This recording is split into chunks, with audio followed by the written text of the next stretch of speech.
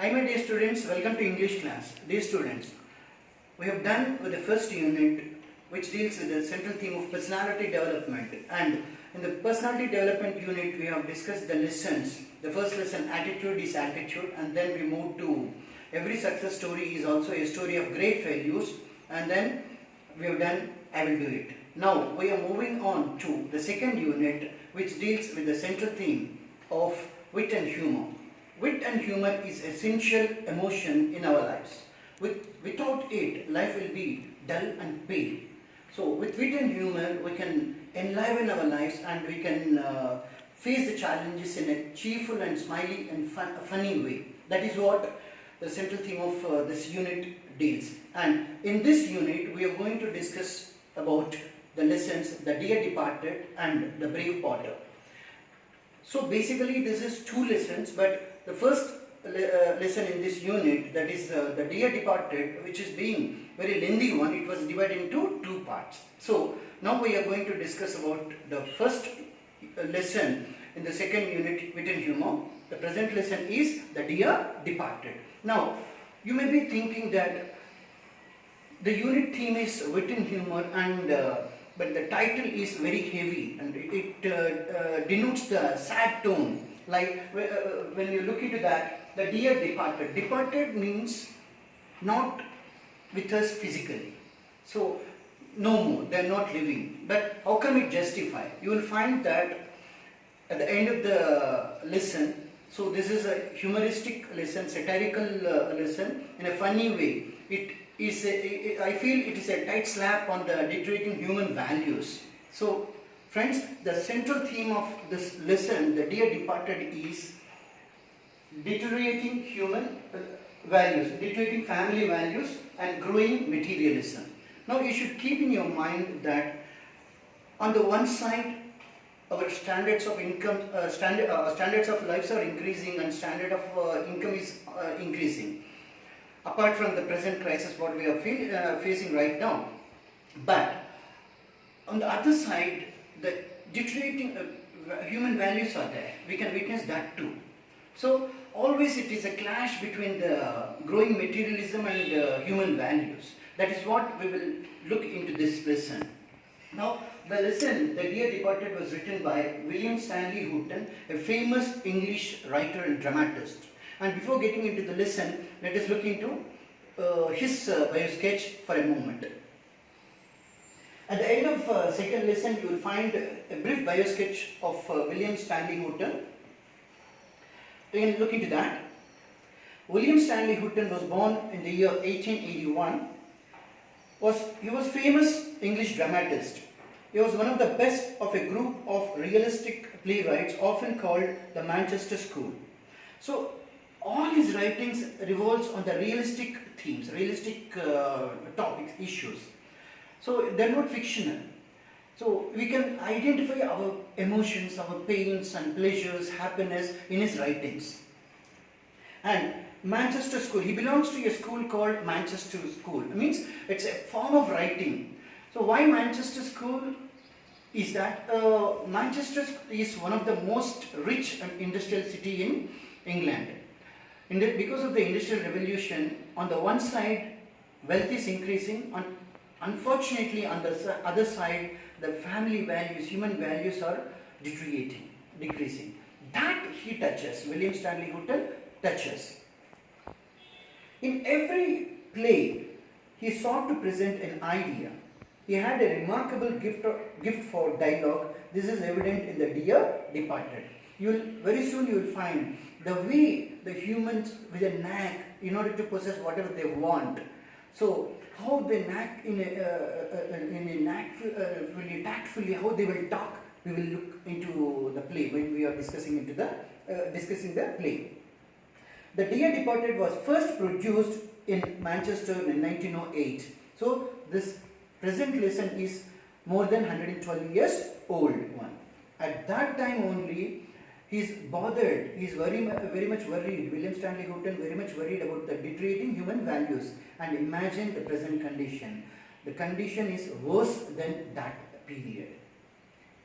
Here, Houghton satirizes the degradation of moral values in the British middle class. Not only in the British middle class, friends, all over the world we will find that the human values are decreasing, and that is the main reason for all of our problems. And to drive the point, central theme of this point, I'd like to share a quote with you. Now, the quote, I feel the quote reflects, gives the message, reflects the lesson 2. People were created to be loved. Things were created to be used. People were created to be loved. Things were created to be used. The reason the world is in chaos, chaos means problems, troubled times, challenging times, troubled times, chaos, disorder. The reason the world is in chaos is because things are being loved, and people are being used. In your small young life, you might have come across incidences where the people will be using things and using people to possess things. And some of us maybe after material things, maybe we might have picked up quarrels and differences of opinion in the family to possess any gadget, or maybe a phone or anything. So don't you think that there's a clash between the bond and one side and desire to possess a product on the other side? That is the main thing. Now this in this lesson we're going to discuss about the deteriorating human values and how the main character gives a fitting reply to all his family members at the end of the lesson. Listen. The main characters, Abel Merriweather, he is a very active person, vigorous person. He is 70 plus years old, yet he is very vigorous and very active, and he loves life very much. Abel Merriweather, the main character, 70 plus years old, he loves life. He is, in his life, he is frank and straightforward. Not only that, he takes his decision, because he being a wise person, practical person, frank person, he takes decision at the right moment, at the right way. That makes him to lead his life happily. As he loves his life, he lives on his own terms. That is what we should get the message. Our life should be, we need to lead our life on our own terms, not on the circumstances or other things. Other external factors shouldn't dictate our life. That is what the message we will get from the life of Abel Merriweather. Then Abel Merriweather's elder daughter, Amelia Slater, elder daughter of Abel Merriweather, and Amelia Slater's husband, Henry Slater, and Abel Merriweather's younger daughter, Elizabeth Jordan, and Ben Jordan, husband of Elizabeth Jordan. Now, for Amelia Slater and Henry Slater, they have a daughter, Victoria Slater, Amelia's daughter. Now, Victoria's, in the whole character in the play, we will find two positive characters, two loving characters. That is Abel Merriweather, the elderly person, and Victoria Slater, the younger girl, 10 years girl. She is very frank and she loves her grandfather very much. Now, the whole lesson revolves around the theme that, under the message that Amelia Slater thinks that her father, Abel Merriweather, dead. So the previous night he worked late into the night, and when she goes to wake him up, he will not wake and his body will be cold. Abel Merriweather's body will be cold. Now, seeing that, Amelia thinks that Abel Merriweather passed away, and the story starts from there. Please look into the textbook keenly.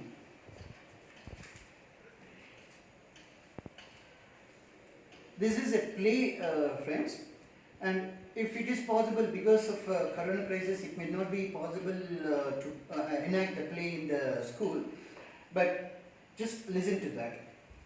When the curtain raises, Mrs. Latter is seen laying the table. She is a vigorous, plump, red-faced, vulgar woman, prepared to do any amount of straight talking to get her own way. She is in black. She is in black. She wore black dress because her father passed away.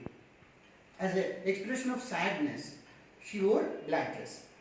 It is a custom whenever somebody passes, as an expression of mourning, they will wear black dress. She goes to the window, opens it and calls into the street. So she calls someone. Now before that, what kind of a character she is, her nature, Amelia's nature. She is a vigorous, very active person, and plump, fat lady, and red-faced, always serious, always serious. And here, vulgar woman means she goes, she is basically indecent in arguing and behaving indecent, and to possess any thing what she eyes, whatever thing she want, in order to possess that, she goes to any extent. And she will argue with the other person who possesses that, and she defeats them through her dialogues. And that is the basic nature. The selfish person, she is very basically selfish lady, greedy lady. She calls Mrs. Latter sharply, Victoria, Victoria, do you hear? Come in, will you? She is calling Victoria, her daughter. Mrs. Latter, I am amazed at you. So Victoria comes in from outside. I am amazed at you, Victoria. I really am.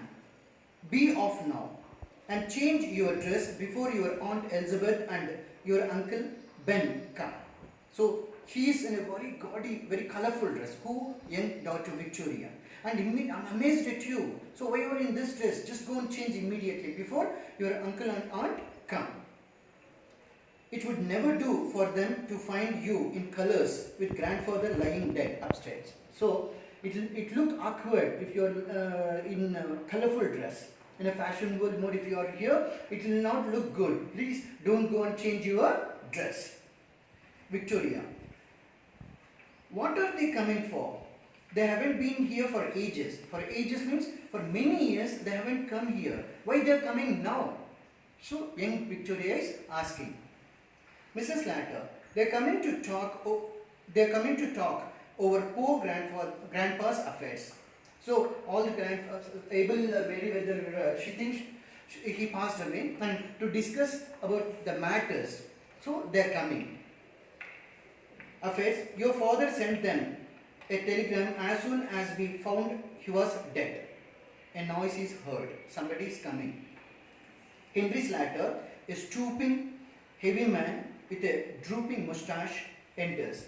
He is wearing a black tailcoat, so black again. So as a dress of mourning, black tailcoat, grey trousers, a black tie and a bowler hat. So with this attire he entered. Henry's Latter enters. Mrs. Latter, she'll come fast enough after her share of what our fathers left. You know how hard she can be when she likes. Where she gets it from I can't tell. So always both the sisters are vying with one another. I mean, fighting with one another to possess the things, as many things as possible. Both the sisters are greedy.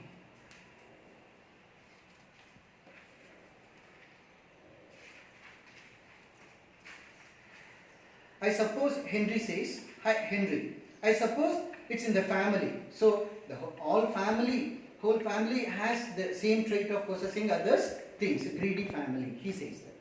Where are my slippers? Mrs. Latter, in the kitchen. The slippers are in the kitchen. In the kitchen, but you want a new pair? So do you want a new pair? Already yours are old slippers. Do you want a new pair? Those old ones are nearly worn out. Nearly breaking down, or not breaking down. You don't seem to realize what it's costing me to bear up like I am doing. My heart's fit to break when I see the little trifles that belong to father lying around and think he'll never use them again. So it will be painful for me. So small things, whatever things belongs to father, it can't be used again means I'll be very sad. So she is intentionally driving the point to her husband that use my father's slippers. It's lucky he had just got a new pair. So even see, you can imagine, friends, what kind of a mindset she is. Negative mindset she possesses. She thinks father is dead, and she is thinking, instead of worrying about his contribution and his love and affection, she is bothered about the slippers what he left. And she is on the one side, she want to possess the slippers, and she is very happy that those slippers were new pair. Here, you'd better wear these slippers of my father's now. It's lucky he had just got a new pair. Just for slippers, she is thinking so meaningfully. Just imagine. Henry, they'll be very small for me, my dear. Mrs. Slater, they'll stretch, won't they? I'm not going to have them wasted. She has finished laying the table. So she finished laying the table and got the table ready. And the slippers are also very small for Henry Slater. And though he says that, she rebukes him and no, you keep using that, they will stretch. Henry, I've been thinking about that bureau of my father's that's in his bedroom. You know, I always wanted to have it after he died. So a table, all the with the shelves to writing and doing all the official works. The bureau is the table that she want to possess it. So already she eyed on possessing bureau. Henry says, you must arrange with Elizabeth when you are dividing things up. So Henry Slater says that while sharing the things, you need to discuss with Elizabeth, that is your sister too. Mrs. Slater, Elizabeth's that sharp, she'll see I am after it. And will drive a hard bargain over it. I know she is also very cunning and greedy one, so she will argue to possess the bureau. Not only bureau, all the things. Both the sisters are vying with one another to possess as many things as possible. Henry, perhaps she got her eye on the bureau as well. So Henry says she too wanted to possess the bureau. Mrs. Slater, she got her eye on the bureau as well. Yes, she too wanted to possess that bureau. Mrs. Slater, she's never been here since father bought it. If it was only down here instead of in his room, she'd never guess it wasn't our own. So he is giving a suggestion. He is giving a suggestion that we need to shift the place of bureau. Henry, startled. Amelia. He rises. Mrs. Slater. Henry, why shouldn't we bring that bureau down here now? We can do it before they come. So let us shift the bureau before your sister and her husband comes. Henry, stupefied. I wouldn't care to. So you can see the image of a bureau table here. Henry, stupefied. I wouldn't care to. Mrs. Slater, don't look so daft. Why not? So don't be so inactive. So let us be active to possess the things. Why not? Henry, it doesn't seem delicate somehow. Mrs. Slater, we could put that shabby old chest of drawers upstairs where the bureau is now. Elizabeth could have that and welcome. I've always wanted to get rid of it. So she points to the drawers, table drawers. Henry, suppose they come when we are doing it. Suppose suddenly when we are shifting, if they come, what will happen? So he's raising the doubt. Mrs. Slater, I'll fasten the front door. I'll close the door. Get your coat off, Henry. We'll change it. So she is making her husband to hurry to change the bureau. Mrs. Slater goes out to fasten the front door. Henry takes his coat off. He removes his coat.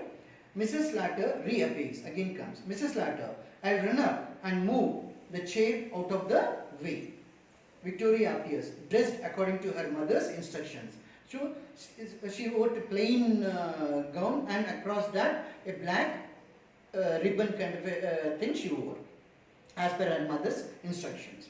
Victoria, what have you got your coat? What have you got your coat off? Coat off for, father? Why you have removed your coat? She is asking. Henry, mother and I are going to bring grandfather's bureau down here. So we are shifting the bureau. Victoria, are you planning to pinch it? So pinch it means you want to take it out? So you want to own it? Henry, shocked. No, my child. Grandpa gave it to your mother before he died. This morning? So Victoria is asking. Yes. Henry says yes. He was drunk this morning. Mrs. Latter appears carrying a handsome clock under her arm. So you can see the clock what Mrs. Slater brings it. So they want to possess all the things. Mrs. Slater, I thought I'd fetch this down as well. She puts it on the mantelpiece. Our clock's worth nothing, and this always appealed to me. Always I like this clock. That's Grandpa's clock. Mrs. Slater, be quiet. It's ours now. Come, Henry, lift your end. So lift the table. Both will try to lift the table. Henry and Mrs. Slater, very hot and flushed, stagger in with a pretty old-fashioned bureau containing a locked desk. They put it where the chest of drawers was and straightened the ornaments, etc. There is a knock at the door. Suddenly, knock at the door. The knocking is repeated again continuously. Somebody is knocking at the door. Victoria ushers. So she comes in Ben and Mrs. Jordan. The latter is a stout, complacent woman with an irritating air of being always right. She is wearing an outfit of new mourning. Ben is also in complete new mourning.